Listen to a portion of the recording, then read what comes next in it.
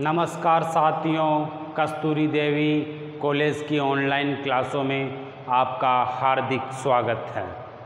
देखिए, हम बात कर रहे थे लोक के संदर्भ में, जो कि हमारे BA third year political science के फर्स्ट पेपर में है। लोक प्रमुख राजनीतिक विचारक यानी कि वेस्टर्न थिंकर, जिनके संदर्भ में हम बातचीत कर रहे थे। इससे पूर्व हमने प्लेटो, अरस्तु, मैकियावेली, होब्स के संदर्भ में वार्तालाप की। हम बात करते हैं लोक के संदर्भ में, तो लोक का हमने पढ़ा सामाजिक समझौता। सामाजिक समझौते के अलावा हमने क्या पढ़ा? लोक के मौलिक यानी प्राकृतिक अवस्था के बारे में, मानव स्वभाव के बारे में, इन सभी के बारे में विस्तृत चर्चा की। हमने लोक का जो सामाजिक समझौता था उसकी विशेषताओं के बारे में भी चर्चा की कि राज्य की क्या क्या विशेषता बताई। हमने होब्स और लोक की तुलनात्मक अध्ययन भी किया। और इसके बाद हम आज बात करते हैं किसके संदर्भ में? लोक के राजनीतिक विचारधारा की आलोचना, यानी कि लोक ने जो राज्य की उत्पत्ति बताई है सामाजिक समझौते के माध्यम से, क्या वह सही हैं या नहीं है, लोकतांत्रिक हैं या नहीं है, या वह आधुनिकता के लिए लाभदायक हैं या नहीं है, क्या वह काल्पनिक हैं या ऐतिहासिक हैं। इन्हीं संबंधों में हम चर्चा करेंगे, यानी कि लोक की राजनीतिक विचारधारा की आलोचना करेंगे सर्वप्रथम। फिर उसके बाद में हम पढ़ेंगे लोक के व्यक्तिगत का स्वरूप के बारे में, यानी क्या लोक व्यक्तिवादी है या नहीं, इसके बारे में हम चर्चा करेंगे। क्या लोक को प्रथम व्यक्तिवादी कहते हैं? क्या लोक में व्यक्तिवादी के गुण दिखाई देते हैं? इन सभी के बारे में हम आज विस्तार से चर्चा करेंगे। हम देखिए, सबसे पहले बात करते हैं लोक की राजनीतिक जो विचारधारा है, जो उन्होंने सामाजिक समझौता बताया है, उसकी आलोचना के बारे में। देखिए, हम बात करें मानव स्वभाव संबंधी आदर्शात्मक दृष्टिकोण। हमने कल तुलनात्मक जो दृष्टिकोण अपनाया था होब्स व लोक का, उसमें हमने बात की थी कि होब्स ने क्या कहा था कि मनुष्य नकारात्मक है, पापी है, पाशविक है, दानी है, तो इन्होंने क्या कहा कि मनुष्य दयालु है, सहयोगी है। यानी इनका जो भी दृष्टिकोण था, मनुष्य को विवेकशील बताया, तो वो सभी दृष्टिकोण किस आधार पे था? आदर्शात्मक दृष्टिकोण। यानी कि मनुष्य को इन्होंने एक सकारात्मक दृष्टिकोण अपनाया। क्या आप समझ सकते हैं मनुष्य में सिर्फ आदर्शात्मक दृष्टिकोण ही पाया जाता है? क्या मनुष्य परोपकारी ही होता है? क्या मनुष्य दयालु ही होता है? क्या सहयोगी की भावना ही होती है? क्या उसमें अवगुण की नहीं होते? यह लोक का मानना था कि लोक के अनुसार अवगुण नहीं होते थे। लेकिन अगर आप वास्तविकता में देखें, हम वर्तमान में और वास्तविकता में देखें, तो मनुष्य में दोनों प्रकार के गुण पाए जाते हैं, गुण और अवगुण। देखिए, दयालुता भी मनुष्य में पाई जाती है, तो भय भी होता है, स्वार्थी भी होता है, एकांकी भी होते हैं कुछ मनुष्य, तो कुछ पापी भी होते हैं, तो कुछ परोपकारी भी होते हैं। इसीलिए हम कह सकते हैं कि जो ये मानव स्वभाव बताया लोक ने, वह ठीक नहीं था। उन्होंने एक पक्षीय दृष्टिकोण अपनाया। उन्होंने सिर्फ मानव का जो अच्छाई थी उन्हीं के बारे में बताया, बुराई के बारे में नहीं बताया। इसीलिए हम कह सकते हैं कि लोक ने मानव की क्या बताई? एक पक्षीय दृष्टिकोण का अध्ययन किया। यानी मानव का जो आदर्शात्मक दृष्टिकोण है, जिससे मनुष्य के जो गुण हैं उनके बारे में ही बताया, अवगुणों के बारे में कुछ भी लोक ने नहीं बताया। इसीलिए हम कह सकते हैं कि लोक की जो ये विचारधारा थी कि मनुष्य हमेशा परोपकारी रहता है, सहयोगी रहता है, दयालु रहता है, क्या वो ठीक है? क्योंकि अगर वर्तमान में हम देखें तो यह ठीक नहीं कहा जा सकता, क्योंकि मनुष्य क्या होता है? स्वार्थी भी होता है, वह पापी भी होता है, पाशविक भी होता है। इस प्रकार से हम कह सकते हैं कि मनुष्य में दोनों प्रकार के गुण पाए जाते हैं। इसीलिए हम इस आधार पे लोक की जो राजनीतिक विचारधारा है उसकी आलोचना कर सकते हैं कि लोक ने एक पक्षीय दृष्टिकोण अपनाया, लोक ने मनुष्य का आदर्शात्मक दृष्टिकोण ही अपनाया, लोक ने सिर्फ मनुष्य की सकारात्मक विचारधारा ही देखी, लोक ने उसके अवगुणों की ओर ध्यान नहीं दिया। इसीलिए हम कह सकते हैं कि लोक ने क्या किया, एक पक्षीय अध्ययन किया। एक पक्षीय अध्ययन की वजह से इसमें अवगुण यानी कि इसकी हम आलोचना कर सकते हैं, क्योंकि मनुष्य की क्या नहीं किया, इसने अवगुणों के बारे में उल्लेख नहीं किया। तो ये हमारी हुई प्रथम आलोचना लोक की राजनीतिक विचारधारा की। देखिए, हम दूसरी आलोचना प्राकृतिक अधिकारों को लेकर कर सकते हैं। प्राकृतिक अधिकारों का अवास्तविक चित्रण, यानी कि प्राकृतिक अवस्था का अवास्तविक चित्रण किया है। और प्राकृतिक अधिकार भी किस में प्राप्त होते हैं, प्राकृतिक अवस्था में ही, और उसके बाद में राज्य की उत्पत्ति हो जाती है, तो वहाँ पे भी इन्होंने प्राकृतिक अधिकारों का चित्रण किया। लेकिन आपको कहाँ देखने को मिलता है ये प्राकृतिक अवस्था? कहीं भी नहीं देखने को मिलता है, क्योंकि ये वास्तविक नहीं है, ये काल्पनिक हैं। क्या प्राकृतिक अवस्था में ऐसे मनुष्य रहा होगा? अगर मान लीजिए लोक के अनुसार, लोक ने कहा कि प्राकृतिक अवस्था में मनुष्य दयालु था, सहयोग की भावना थी, न्याय था, नैतिकता थी, तो फिर क्या आवश्यकता थी? क्या पहले राज्य नहीं था? और अगर राज्य नहीं था तो प्राकृतिक अधिकार को मान्यता किसने दी? यह सभी प्रश्न उठते हैं इसके प्राकृतिक अवस्था के संदर्भ में। इसीलिए हम कह सकते हैं कि प्राकृतिक अवस्था क्या थी, अवास्तविक थी। क्यों थी अवास्तविक? क्योंकि उसमें कोई राज्य नहीं था, यानी कि उन्होंने बिना राज्य के, क्योंकि राज्य ही अधिकारों को मान्यता प्रदान करता है, तभी अधिकारों का निर्माण होता है। लेकिन यहाँ पर लोक ने बिना राज्य के ही अधिकारों को मान्यता दे दी और प्राकृतिक अवस्था को मान्यता दे दी।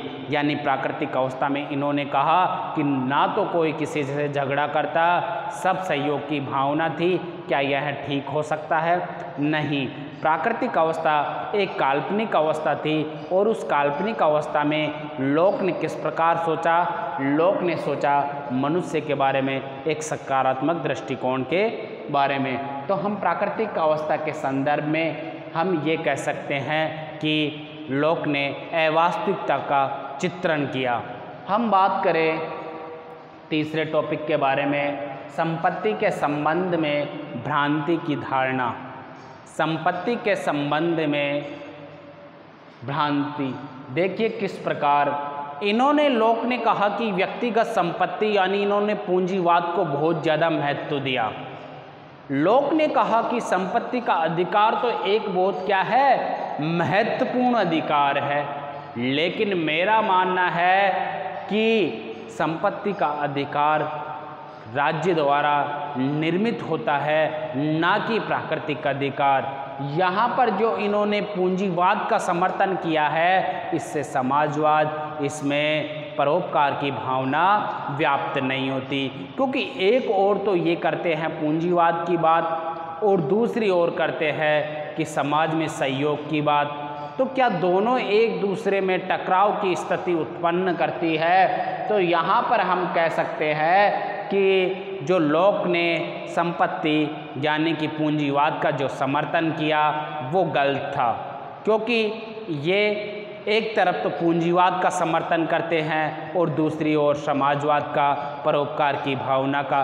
क्योंकि पूंजीवाद में व्यक्तिगत संपत्ति के बारे में ये कहते हैं कि कोई भी व्यक्ति अधिक से अधिक निजी पूंजी यानी निजी संपत्ति बढ़ा सकता है, तो क्या होगा, इससे गरीब और अमीर में खाई फट जाएगी। क्योंकि अमीर अमीर होते जाएंगे और गरीब गरीब होते रहेंगे। तो इस प्रकार से यहाँ पर राज्य में शोषण होगा। तो ये भी इनका जो संपत्ति से संबंधित भ्रांति है वह गलत है। एक तरह से देखा जाए तो व्यक्तिगत पूंजीवाद का इन्होंने समर्थन किया। देखिए, हम अगले पॉइंट के बारे में बात करते हैं। राज्य की उत्पत्ति का कारण एकमात्र जन सहमति पर ही नहीं हो सकता। देखिए, लॉक और हॉब्स दोनों ने जन सहमति की बात की। इन्होंने दोनों ने कहा कि राज्य की उत्पत्ति एक सामाजिक समझौते के माध्यम से हुई है, एक लोगों की जन सहमति के आधार पर किसकी उत्पत्ति हुई है? राज्य की उत्पत्ति हुई है। ये किनका मानना था? ये लॉक का मानना था। लॉक के अनुसार राज्य की उत्पत्ति कैसे हुई है? एक जनमत के आधार पर, एक सहमति के आधार पर, एक लोगों की ग्रुप के द्वारा सहमति प्रकट करने पर अपना शासक की नियुक्ति करना। लेकिन ये क्या सही होगा? क्या दैवीय सिद्धांत नहीं था? पहले प्राचीन समय में हम देखें तो बहुत सारे बलवान शासकों ने भी शासन किया, क्योंकि यहाँ पर निरंकुशता भी प्रकट होती है। क्योंकि अपन कहें इस प्रकार से, लोक के अनुसार तो राज्य की उत्पत्ति का मात्र एक ही साधन था कि जन सहमति के आधार पर ही हुआ है राज्य की उत्पत्ति। लेकिन यह काल्पनिक लगता है हमें, वास्तविकता में हमें देखने को नहीं मिलता, क्योंकि प्राचीन समय में राजतंत्र था, दैवीय सिद्धांतों पर आधारित तंत्र थे, ऐतिहासिक तंत्रों की स्थापना हुई। तो इस प्रकार से जो शासन की पद्धति थी वो सामाजिक समझौते के माध्यम से ही नहीं कह सकते, क्योंकि मनुष्य एक ऐतिहासिक और धीरे धीरे विकास होने वाला एक राज्य है। क्योंकि हमने अरस्तु के संदर्भ में पढ़ा, अरस्तु ने कहा था कि सबसे पहले मानव की उत्पत्ति हुई। मानव की उत्पत्ति होने के बाद में उसने अपनी आवश्यकताओं की पूर्ति के लिए परिवार का निर्माण किया, और परिवार की जब आवश्यकता की पूर्ति नहीं हो पाई तो एक कुंज का निर्माण किया, एक गांव का निर्माण किया। गांव में भी उसकी आवश्यकता की पूर्ति नहीं हुई तो एक प्रांत का निर्माण किया। इस प्रकार जब ऐतिहासिक दृष्टिकोण से अरस्तु ने बताया तो वो कुछ सही प्रतीत होता है, जबकि यहाँ पर इन्होंने जो सामाजिक दृष्टिकोण बताया है वह हमें एक काल्पनिक लगता है। इसी प्रकार से हम कह सकते हैं कि राज्य की उत्पत्ति का कारण एक जन सहमति ही नहीं हो सकता, क्योंकि जन सहमति के आधार पर किसी राज्य का निर्माण नहीं किया जा सकता। कुछ व्यक्तियों के द्वारा असहमति प्रकट करने पर वहाँ पर राज्य नहीं रहेगा, तो यह भी कुछ अपवाद स्वरूप दिखाई देते हैं। इस प्रकार से हम कह सकते हैं कि जन सहमति का आधार ही क्या नहीं हो सकता? राज्य उत्पत्ति का एकमात्र कारण नहीं हो सकता। इसी संदर्भ में लॉक के बारे में हम बात करें तो लॉक ने जो सामाजिक समझौता दिया था वह स्पष्ट नहीं था। देखिए, लॉक का जो सामाजिक समझौता था वो अस्पष्ट था। क्यों था अस्पष्ट? क्योंकि उन्होंने दो समझौते के बारे में बात की, नागरिक समझौता और शासक नागरिक समझौता, दो प्रकार के। लेकिन कुछ विचारकों का मानना है कि राज्य की उत्पत्ति एक ही समझौते के माध्यम से हुई है। बारकर ने कहा भी इस संदर्भ में कि जो लॉक ने कहा था वो एक ही समझौता था। इस प्रकार से हम कह सकते हैं कि जो भी सामाजिक समझौता बताया लॉक ने वो अस्पष्ट था। उसकी जो ये समझ में नहीं आ रहा था कि यहाँ पर समझौते दो हुए हैं राज्य की उत्पत्ति के लिए या एक हुए हैं, क्योंकि उन्होंने कहा जो नागरिक समझौता होता है उसी से राज्य की उत्पत्ति हो जाती है, और दूसरा जो शासक नागरिक समझौता होता है उससे सरकार की उत्पत्ति होती है। इस प्रकार से हम कह सकते हैं कि जो समझौता हुआ, सामाजिक समझौता हुआ, वो क्या था?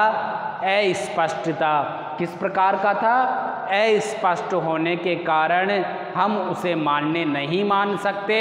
यह भी एक लॉक के सिद्धांत में कमी दिखाई देती है। लॉक की जो विचारधारा है उसमें यह कमी दिखाई देती है कि उसका जो सामाजिक समझौता था वो स्पष्ट नहीं था, क्योंकि होब्स का जो सामाजिक समझौता था वो बहुत ही स्पष्ट था। उसमें साफ कहा गया था कि जो सामाजिक समझौता हुआ है वो व्यक्ति व्यक्ति के बीच हुआ है, ना कि उसमें कोई शासक सम्मिलित है। तो इस प्रकार से हम कह सकते हैं यहाँ पर लोक का जो सामाजिक समझौता था वो स्पष्ट नहीं था। अगले टॉपिक के बारे में हम बात करें, प्राकृतिक अवस्था में अधिकारों को मान्यता देना निहंता भ्रमपूर्ण। देखिए, प्राकृतिक अवस्था में न कोई राजनीतिक व्यवस्था थी, इनका मानना था लोक का प्री पॉलिटिकल, कोई राज्य नहीं था, ना कोई राजनीतिक सत्ता थी।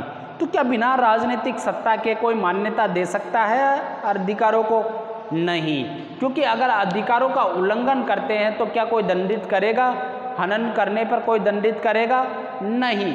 तो इसी प्रकार से हम कह सकते हैं कि प्राकृतिक अवस्था में अधिकारों की जो मान्यता देने की बात थी वो बिल्कुल भ्रम था, क्योंकि क्या समाज मान्यता देगा?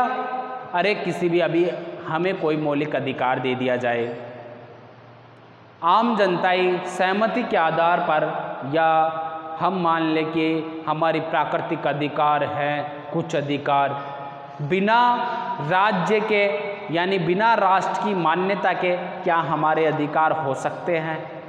नहीं।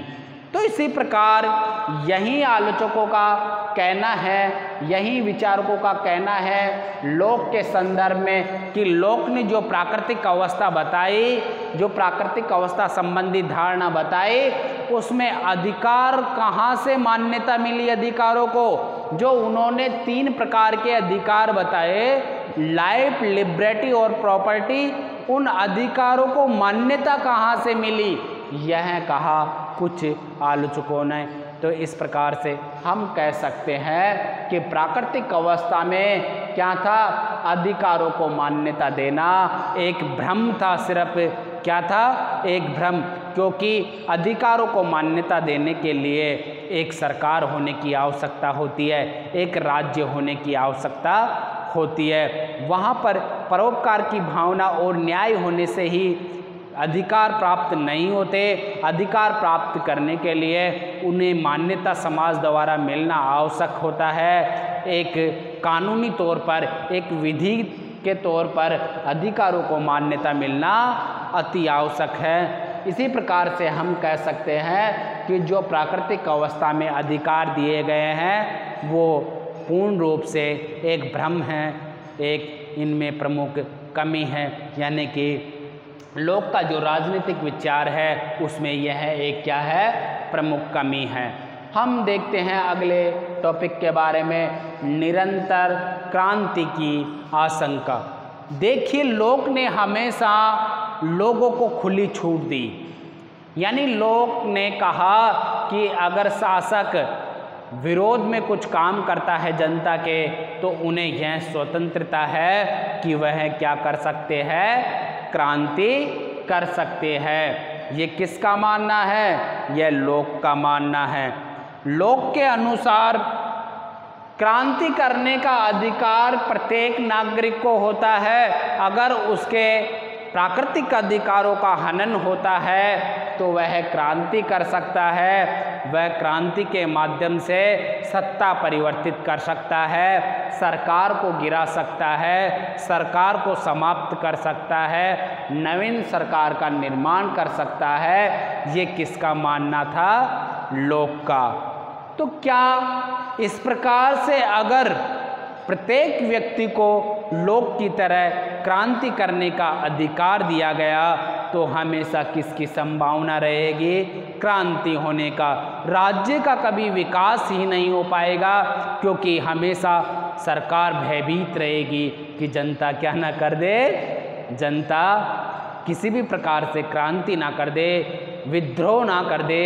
ऐसा समझते हुए क्या होगा? निरंतर क्रांति की आशंका बनी रहेगी, जिससे कि सरकार खुलकर कार्य नहीं कर पाएगी और विधि का बिल्कुल भी उल्लंघन नहीं कर पाएगी। इसी कारण से सरकार अपने आप को बनाए रखने के लिए प्रजा के विरोध में कोई भी कार्य नहीं कर सकती। इससे निरंतर अराजकता का और भय का वातावरण बना रहेगा। जबकि यहाँ पर कहा है लोक ने कि हमेशा शांति बनी रहेगी, हमेशा भयमुक्त वातावरण रहेगा। लेकिन आप देखिए जब जब क्रांति होती है तो बिल्कुल अराजकता होती है, अत्याचार होता है, शोषण होता है, भुखमरी आ जाती है, क्योंकि क्रांति के माध्यम से सरकार को सत्ता परिवर्तित करना, सामाजिक कार्यों और विकास को रोकना का ही कार्य होता है। अगर जिस राष्ट्र में बार बार क्रांति होती है उस राष्ट्र का कभी भी क्या नहीं होता, विकास नहीं होता। तो ये लोग के राजनीतिक विचारधारा में यह एक प्रमुख कमी है, क्योंकि अगर बार बार क्रांति होगी यानी हर व्यक्ति को क्रांति करने का अधिकार होगा तो क्या होगा, हर व्यक्ति को क्रांति करने का अधिकार होगा तो हर व्यक्ति थोड़ा सा ही विद्रोह जरूर करेगा। क्यों करेगा? अगर किसी भी व्यक्ति का थोड़ा सा भी प्राकृतिक अधिकारों का हनन होता है तो वह विद्रोह करेगा, क्रांति करेगा। इससे राष्ट्र की जो जनता है वो भय से प्रेरित होगी, भय होगा उनको और अराजकता का वातावरण होगा। इस प्रकार से हमने लोक के राजनीतिक विचारधारा की आलोचना की। इसके बाद में इसका आखिरी पॉइंट है, राज्य के स्वरूप का कोई मौलिक सिद्धांत नहीं है। इन्होंने वास्तविकता में हम देखें तो इनका कोई भी मौलिक सिद्धांत नहीं है कि राज्य का स्वरूप कैसा होगा, वास्तविकता में राज्य होगा किस प्रकार का, क्या वह विधि द्वारा नियंत्रित होगा, क्या वह राजतंत्र होगा। इन्होंने किस राज्य का जो स्वरूप है वास्तविक उसके बारे में चर्चा नहीं की, यानी कि मौलिक कोई भी ऐसा सिद्धांत नहीं है इनका जो राज्य के स्पष्ट स्वरूप के बारे में चर्चा कर सके। इस प्रकार से हमने बात की लोक के राजनीतिक विचारधारा की आलोचना के संदर्भ में। देखिए हमने इस प्रकार से जो लोक का सामाजिक समझौता था उसमें बहुत सारी कमियां देखने को मिली। मानव स्वभाव संबंधी आदर्शात्मक दृष्टिकोण, प्राकृतिक अवस्था का अवास्तविक चित्रण, संपत्ति के संबंध में भ्रांति धारणा, राज्य की उत्पत्ति का कारण एकमात्र जन सहमति पर नहीं हो सकता।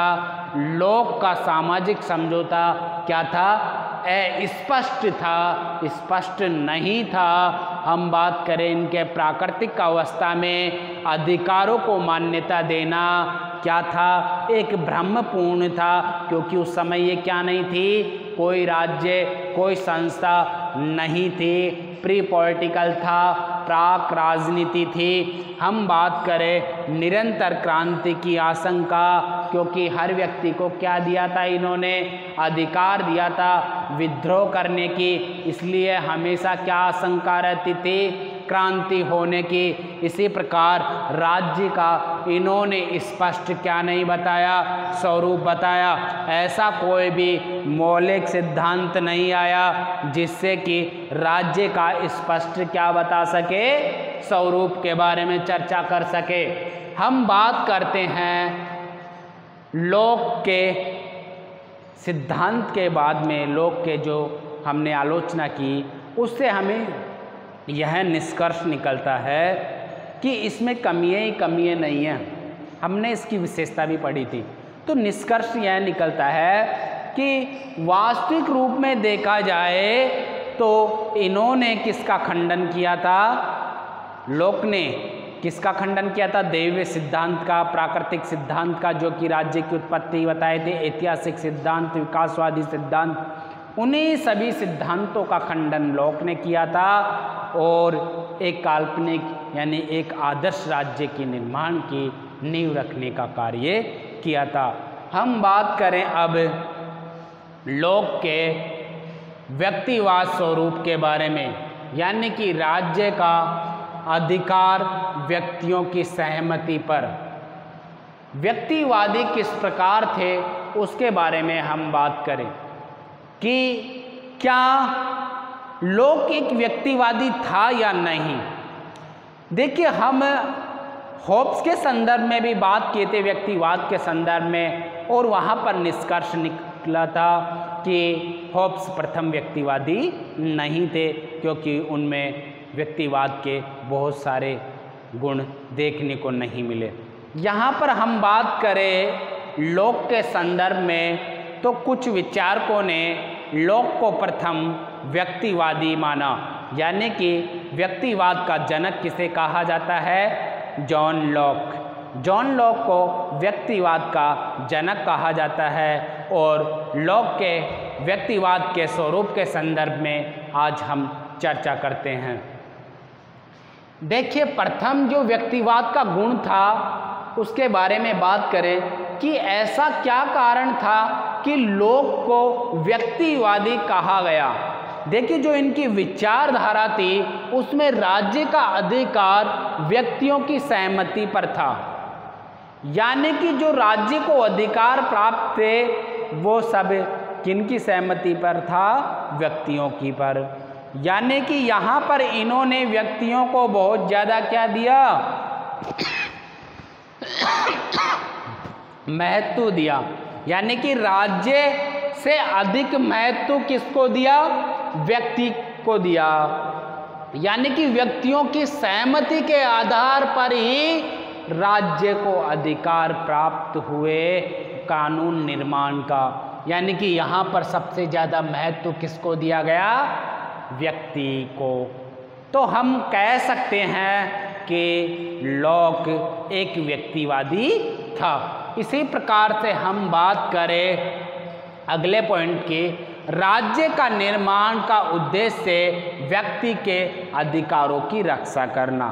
देखिए, यहाँ पर लॉक ने कहा कि राज्य की उत्पत्ति का उद्देश्य, एक प्रमुख उद्देश्य, यानी व्यक्ति के मौलिक जो प्राकृतिक अधिकार है उनकी रक्षा करना ही किसका दायित्व है? राज्य का। यानी कि राज्य को क्या माना है? एक साधन के रूप में माना है, एक साधन के रूप में, और व्यक्ति को क्या माना है? एक साध्य माना है। यानी कि व्यक्ति जो अपने अधिकारों की रक्षा करेगा, अपने जो प्राकृतिक अधिकार है उनकी रक्षा के लिए ही राज्य का निर्माण किया है। इसीलिए हम कह सकते हैं कि राज्य निर्माण का प्रमुख उद्देश्य क्या है? व्यक्ति के अधिकारों की रक्षा करना। इसी प्रकार से हम कह सकते हैं कि लोक क्या था? एक व्यक्तिवादी था। एक व्यक्तिवादी होने के कारण उन्होंने राज्य को साधन माना और व्यक्ति को साध्य माना। इसी प्रकार से हम बात करें व्यक्ति के पक्ष में राज्य की सीमा। व्यक्ति के पक्ष में राज्य की सीमा। देखिए, व्यक्ति के पक्ष में राज्य की सीमा के संदर्भ में हम बात करें तो यहाँ पर व्यक्ति के संबंध में राज्य की कुछ सीमा निर्धारित की गई। लोक के अनुसार राज्य इसके जो मूल सिद्धांत है, इसके दैनिक कार्य हैं, उसमें हस्तक्षेप नहीं कर सकता। राज्य का कार्य क्या है? राज्य का कार्य है सिर्फ प्राकृतिक अधिकारों की रक्षा करना, जीवन का संरक्षण करना, स्वतंत्रता के अधिकारों की रक्षा करना, संपत्ति के अधिकार की रक्षा करना, न्याय की व्यवस्था करना। यह किसका अधिकार है? राज्य का अधिकार है। सिर्फ राज्य को यहाँ तक ही अपनी सीमा रखनी है, ना कि व्यक्तिगत किसी के मामले में हस्तक्षेप करना है। तो यहाँ पर हम कह सकते हैं कि यहाँ पर व्यक्ति को अधिक महत्व दिया गया है और राज्य की सीमा निर्धारित कर दी गई है। तो इसी प्रकार से लोक का एक व्यक्तिगत जो व्यक्तिवाद का स्वरूप है वह हमें दिखाई देता है, वह हमें प्रकट होता है। तो इसी प्रकार से हम अगले टॉपिक के बारे में बात करते हैं, व्यक्ति द्वारा राज्य का विरोध। देखिए, यहाँ पर राज्य दंडित नहीं कर सकता, क्योंकि यहाँ पर दंड करने का अधिकार नहीं दिया गया है। किसको? लोक ने शासक को, राज्य को दंडित करने का अधिकार नहीं दिया। यहाँ पर व्यक्ति द्वारा राज्य का विरोध कर सकता है। व्यक्ति क्या कर सकता है? क्रांति कर सकता है राज्य के खिलाफ, और क्रांति करके राज्य को समाप्त कर सकता है। तो इस प्रकार से यहाँ पर विद्रोह करने की हमेशा व्यक्ति को क्या दी है, अधिकार दिया है कि अगर राज्य कोई भी व्यक्ति के खिलाफ कार्य करे तो क्या कर सकता है, व्यक्ति क्रांति के माध्यम से राज्य का समाप्त कर सकता है, राज्य का विरोध कर सकता है। इसी प्रकार से हम अगले टॉपिक के बारे में बात करें तो व्यक्ति की धार्मिक स्वतंत्रता। लोक का जो सामाजिक समझौता था उसमें यानी कि राज्य की उत्पत्ति की थी, उस राज्य में लोक ने व्यक्ति की धार्मिक स्वतंत्रता के बारे में भी बात की। यानी कि लोक के अनुसार किसी भी धर्म के साथ कोई भेदभाव नहीं किया जाएगा, सभी धर्मों को समान अधिकार दिया जाएगा। यानी कि यहाँ पर किसी भी व्यक्ति के धर्म को आहत नहीं किया जाएगा। तो इस प्रकार से हम कह सकते हैं कि लोक में जो व्यक्तिवाद के गुण हैं वह सभी गुण दिखाई देते हैं। इस प्रकार से हम लोक को क्या मानते हैं, व्यक्तिवाद के जन्मदाता। क्या मानते हैं, व्यक्तिवाद के जन्मदाता। इस प्रकार से हमने आज पढ़ा लोक की राजनीतिक विचारधारा की आलोचना, कल विशेषता पढ़ी थी, और इनके जो व्यक्तिवाद का स्वरूप है यानी प्रथम व्यक्तिवादी कह सकते हैं लोक को जनक कह सकते हैं। तो हमारा लोक कंप्लीट हो गया है आज।